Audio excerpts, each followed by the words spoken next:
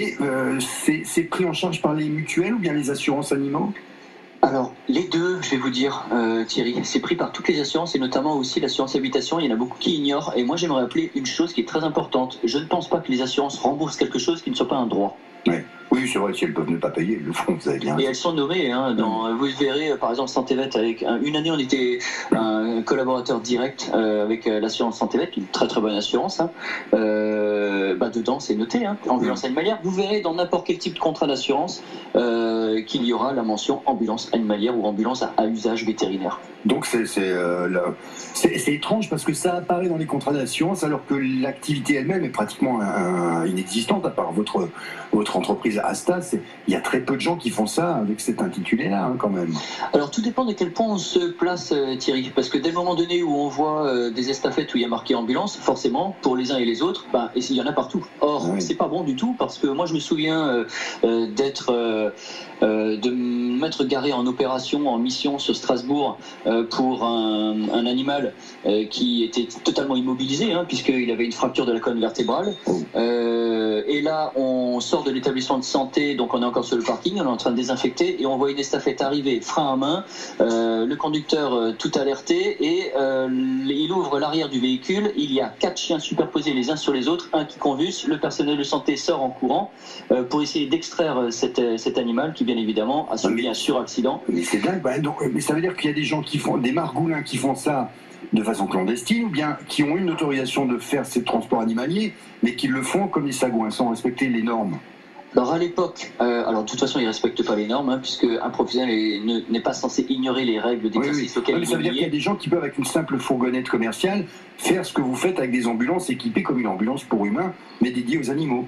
Alors peut-être un peu moins simplement aujourd'hui. Je vais vous dire pourquoi. C'est parce que moi j'ai travaillé dans certaines commissions à un moment donné et alors sur Paris. Ça a duré quelques temps, mais ça a été très utile parce que la DGF du coup a lancé une note d'intention à la totalité des autorités sanitaires pour leur dire ceci: arrêtez de délivrer des agréments alors que la personne se présente comme une ambulance. Donc aujourd'hui la chose est beaucoup plus restreinte, mais dans le passé les agréments ont été donnés à la volée et du coup ce sont des professionnels encore qui exercent encore aujourd'hui. Bon, alors si vous avez besoin dans l'urgence de faire transporter votre animal chez le vétérinaire, souvenez-vous que l'entreprise s'appelle Asta, elle est à Rixheim et que son fondateur, Anthony Bruder, est notre invité. Poissons, chiens, chats, mais peut-être d'autres choses un peu plus particulières. Quels sont les transports les plus originaux que vous ayez effectués? Et surtout, comment est-ce qu'on pourrait développer cette activité? Savez-vous qu'il existe désormais en Alsace et depuis 10 ans un service d'ambulance pour animaux? C'est notre invité Anthony Bruder qui l'a créé à Rixheim. Ça vaut le détour jusqu'à 19h. À l'époque il était à Mulhouse, depuis il a migré à Rixheim et ces 2 ambulances peuvent intervenir sur une grande partie de l'Alsace, alors plutôt dans un périmètre qui va de Mulhouse à Saint-Louis pour ratisser large quand c'est en situation d'urgence. Je ne dis pas de bêtises, Anthony Bruder. Pour des transports d'animaux qui vont en consultation, pour faire court, là, il vous arrive parfois d'arriver avec des animaux jusqu'à Strasbourg. Exact. C'est dire que si la profession ne s'est pas développée depuis que vous l'avez créée il y a 10 ans, vous êtes tout seul encore. Eh oui, c'est très étonnant en fin de compte, c'est très étonnant. On a bien compris qu'il fallait être particulièrement, alors pas suspicieux, mais précautionneux quand on appelle un service d'ambulance pour animaux, car beaucoup le font avec des camionnettes de transport de colis plus qu'avec des vraies ambulances, quoique maintenant vous les ayez mis dans le collimateur des autorités qui contrôlent ça d'un peu plus près. Il y a des transports qu'on imagine, chats, chiens, ce sont les plus fréquents pour vous, Anthony Bruder. Oui, les chiens-chats. Alors après, on a un petit peu de tout au niveau des appels, mais c'est vrai qu'on fait une communication qui est vraiment très lourde pour rappeler à la population qu'on intervient essentiellement sur les chiens et les chats, même si effectivement au bout de 10 ans, on a une certaine expérience sur d'autres espèces. Des choses, parfois on se demande pourquoi on a besoin de les faire transporter. Il vous arrivait de transporter des poissons?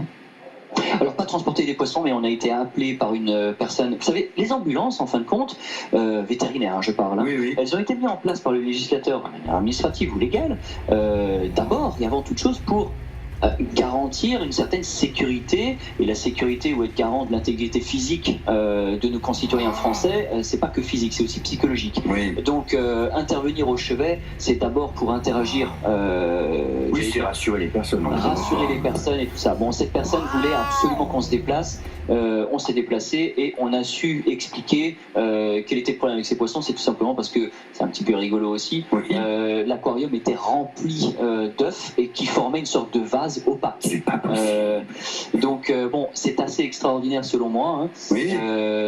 C'est pas fréquent non plus. Alors on fait pas les poissons tous les jours non plus. Ou alors une migale qui le propriétaire est apeuré et puis ça coûte très cher. Hein, non, mais ça vous arrive, 500 €. Il vous arrive un truc extraordinaire avec une migale quand même, Anthony. Ah ben, il est tombé, selon le propriétaire, il est tombé de la table et puis l'abdomen s'est rompu. Elle s'est cassée en deux. Elle s'est cassée en deux. Donc là, effectivement, vous comprenez bien que les missions des ambulanciers, c'est pas faire de la chirurgie. On ne remplace pas les médecins vétérinaires. Je rappelle que nous, notre spécialité, c'est le cerveau, le cœur et la respiration, alors que le vétérinaire, c'est l'ensemble de tous les systèmes. Ouais. Oui, en gros, vous pouvez réanimer, faire un massage, assurer la survie de l'animal pendant le transport, mais ce qui est intervention, ça reste du domaine du vétérinaire, vers lequel vous conduisez ces animaux qui sont en état d'urgence. Ça vous a, ce qu'on appelle les NAC, vous savez, les nouveaux animaux de compagnie. Alors ça va du petit caïman jusqu'à la belette. Vous avez fait ce genre d'intervention, Anthony? On est intervenu effectivement pour des furets. Alors comme vous le savez, les NAC, les nouveaux animaux de compagnie, sont de plus en plus fréquents. Il y a une augmentation statistique qui a été très prononcée vers les années 2015-2016. Oui, il y a eu une explosion des NAC. Oui, c'est vrai, je me souviens. Et notamment les furets. Oui. Alors les furets, il faut quand même savoir qu'il y en a beaucoup qui se baladent en ville, hein, parce qu'ils s'échappent. C'est des animaux qui sont très malins. Ils ouvrent la cage et puis ils s'échappent dans la ville. Et ensuite, ça prolifère. Donc les communes en ont une certaine responsabilité aussi. Hein, et il faut pouvoir communiquer, notamment sur les chats et les chiens. Hein. Je rappelle d'ailleurs à chacun que le vagabondage est bien évidemment interdit, que les chats, c'est à la maison, et que dès le moment donné, parce que c'est un enfant à part entière, hein, il va traverser la rue, vous allez freiner en voiture, derrière il va y avoir un accident, et qui est responsable? S'il est identifié, c'est vous.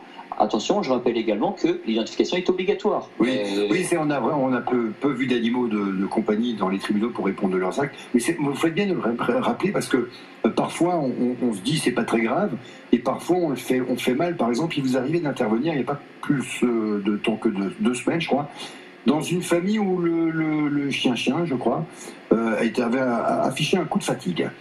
Et les maîtres et la famille des maîtres ne s'en est pas plus soucié que ça, sauf qu'il y a un truc qu'on n'imagine pas, c'est que certains animaux développent des pathologies qui se transmettent à l'homme, la zoonose par exemple. C'est quoi la zoonose?